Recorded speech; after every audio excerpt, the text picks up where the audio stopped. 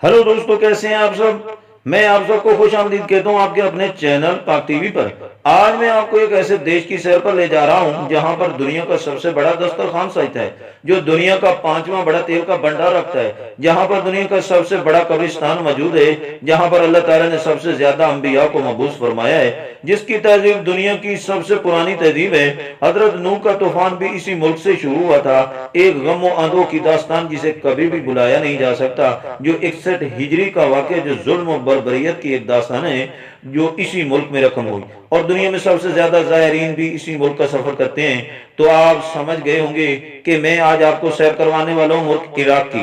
तो जल्दी से बांध लीजिए अपना सीट बेल्ट, तो निकलते हैं इराक के एक शानदार सफर पर। अगर आप इराक जाना चाहते हैं तो सबसे पहले इराकी वीजा अप्लाई करें, जो आपको इराक के सफारत खाने से मिलेगा, जिस पर तकरीबन 20,000 रुपए पाकिस्तानी खर्च आएगा और आपको 10 से 12 दिन के प्रोसेस के बाद वीजा मिल जाएगा। कभी भी किसी के कहने पर दो नंबर तरीके से इराक का सोचिएगा भी नहीं।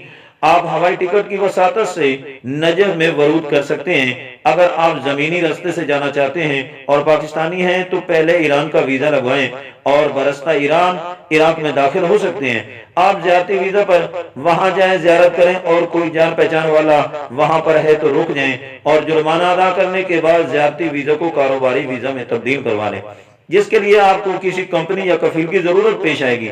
जी मेरे दोस्तों, अगर आप वहां की नेशनैलिटी चाहते हैं तो आपको इराकी औरत से शादी करना होगी, जो इराक कोर्ट के रूल्स के तहत वहां दोनों पार्टियों के दरमियान किए गए मुआहदात की बुनियाद पर ही मुमकिन है। बच्चे इराकी नेशनैलिटी होल्डर होंगे, मगर 12 साल के कयाम के बाद। जी मेरे दोस्तों, क्योंकि इराक में दुनिया का तेल का पांचवा बड़ा भंडार है, तो अगर आपके पास इलेक्ट्रिकल, मैकेनिकल, केमिकल वगैरह के डिप्लोमा जार जो ऑयल और गैस रिफाइनरी से मंसूब है, तो आप आसानी कंपनी ज्वाइन कर सकते हैं। अगर आप पढ़े लिखे हैं, होटल में बतौर एडवाइजर काम कर सकते हैं।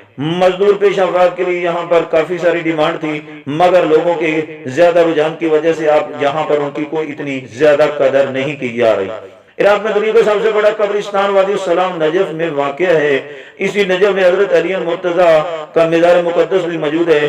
कूफा, बगदाद, ताजमहल और सामरा जैसे इसके बड़े शहर हैं। दोस्तों, इसी मुल्क में जहाँ 61 हिजरी में नवासे रसूल, जिगर गोशे बतूल और हजरत अली मुर्तजा के फरजंद दिलबंद जनाब इमाम अली मकाम हजरत इमाम हुसैन अलैहिस्सलाम को करबला के मकाम पर बेजुर्म खता शहीद कर दिया गया।